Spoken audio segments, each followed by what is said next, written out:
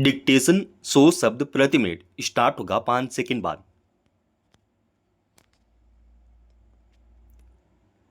Start. लंबे समय से भारत में शिक्षा व्यवस्था असमानता और व्यावसायिकता की शिकार बनती दिख रही है। स्टॉप। इस माहौल के बीच केंद्रीय शिक्षा मंत्रालय द्वारा हाल में कोचिंग पर छात्रों की गंभीरता निर्भरता कम करने के लिए कमेटी का गठन सराहनीय कदम ही कहा जाएगा। स्टॉप।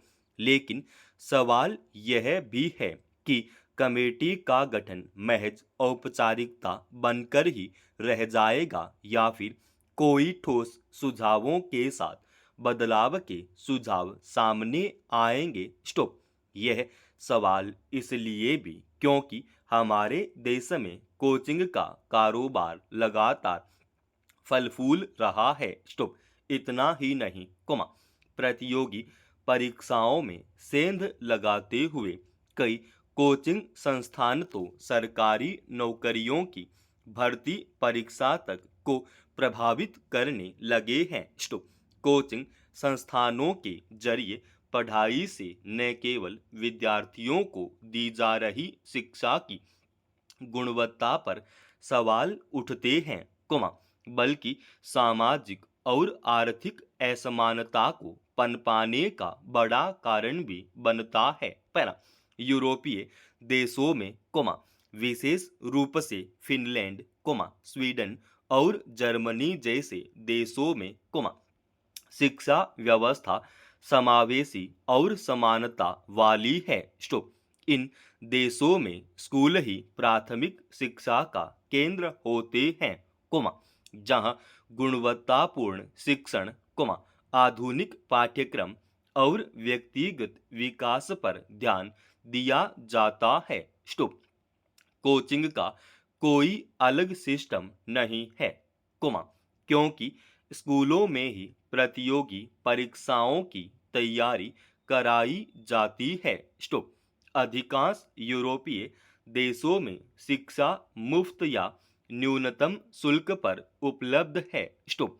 इसके विपरीत कोमा भारत में पिछले सालों में स्कूली स्तर पर ही शिक्षा प्रणाली कमजोर पड़ चुकी है। स्टॉप। मोटी फीस लेने वाले अधिकांश निजी स्कूल भी अक्सर अपर्याप्त शिक्षण प्रदान करते हैं कोमा जिसके चलते अभिभावक और छात्र कोचिंग पर निर्भर हो जाते हैं। स्टॉप। यह स्थिति विशेष रूप से शहरी क्षेत्रों में गंभीर है कोमा जहां प्रतियोगी परीक्षाओं जैसे जेईई कोमा नीट और यूपीएससी की तैयारी के लिए कोचिंग सेंटर के माध्यम से पढ़ाई की अनिवार्यता महसूस होने लगी है। स्टॉप। कोचिंग व्यवस्था अमीरों के लिए तो सुलभ है कोमा लेकिन गरीब और मध्यम वर्गीय परिवारों के लिए यह बड़ा बोझ बन चुकी है। स्टॉप। कोचिंग की ऊंची फीस और बड़े शहरों में रहने की लागत के कारण गरीब परिवारों के बच्चे इस दौड़ से बाहर हो जाते हैं। स्टॉप। यह स्थिति भारत जैसे लोकतांत्रिक देश के लिए चिंताजनक है कोमा जहां संविधान सभी को समान अवसर की गारंटी देता है। स्टॉप। लोकतांत्रिक व्यवस्था में शिक्षा सभी के लिए सुलभ होनी चाहिए कोमा लेकिन भारत में बार बार कमेटियां गठित होने के बावजूद कोई ठोस परिणाम नहीं निकलता। स्टॉप। एनसीईआरटी और यूजीसी जैसे संस्थान भी इस दिशा में प्रभावी कदम नहीं उठा पाए हैं। पहला, सरकार को चाहिए कि स्कूली शिक्षा को सशक्त किया जाए। स्टॉप। शिक्षक प्रशिक्षण पर निवेश होना चाहिए और प्रतियोगी परीक्षाओं के पाठ्यक्रम को स्कूली कोर्स से जोड़ा जाए। स्टॉप। शिक्षा का उद्देश्य केवल प्रतियोगी परीक्षाओं में सफलता नहीं कोमा बल्कि व्यक्तिगत विकास व समाज के लिए योगदान होना चाहिए। पर आर्टिफिशियल इंटेलिजेंस एआई यानी कृत्रिम बुद्धिमत्ता के नए दौर में इससे पैदा होने वाले अवसरों और चुनौतियों पर दुनिया में अब तक तो सिर्फ बहस चल रही थी कुमा, लेकिन अब उससे आगे सोचने और करने का समय आ गया है। स्टॉप। ओपन एआई के प्रमुख सैम ओल्टमैन का यह बयान काफी मायने रखता है कि ह्यूमनॉइड रोबोट और जेनरेटिव एआई जल्दी ही दुनिया भर में लाखों नौकरियों को प्रभावित कर सकते हैं। स्टॉप। ओल्टमैन की यह चेतावनी इसलिए भी मायने रखती है कि ओपन एआई कृत्रिम बुद्धिमत्ता के क्षेत्र में दुनिया की सबसे अग्रणी कंपनी है। स्टॉप। यह एआई के नए नए इस्तेमाल पर शोध करने और उससे आगे बढ़ाने के काम में लगी हुई है। पर एआई किस गति से मानव श्रम का स्थान लेगा कुमा, पक्के तौर पर इसकी कोई डेडलाइन तय नहीं की जा सकती कुमा, लेकिन ओल्टमैन ने साफ कर दिया है कि एक दो साल में ही काफी कुछ बदल जाएगा। स्टॉप। एक और कुमा, तकनीकी नवाचार की अपार संभावनाएं है। प्रोडक्टिविटी बढ़ेगी कोमा, सेवाओं में तेजी आएगी और नए क्षेत्रों में रोजगार के अवसर बनेंगे। स्टॉप।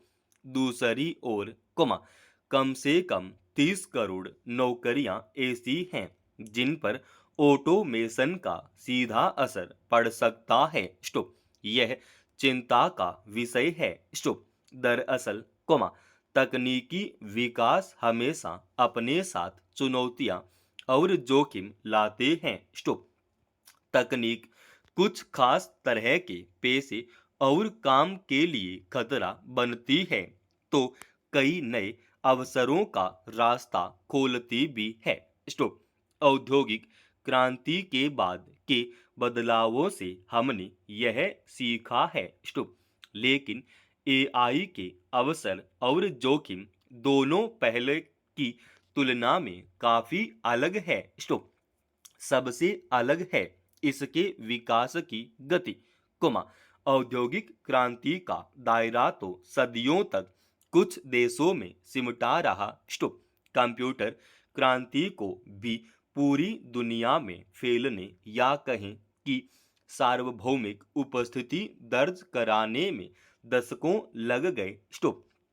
उस दौरान दुनिया धीरे धीरे उसे स्वीकार करने के लिए तैयार होती रही। स्टॉप। नौकरियों पर खतरा आया पर अचानक नहीं। स्टॉप।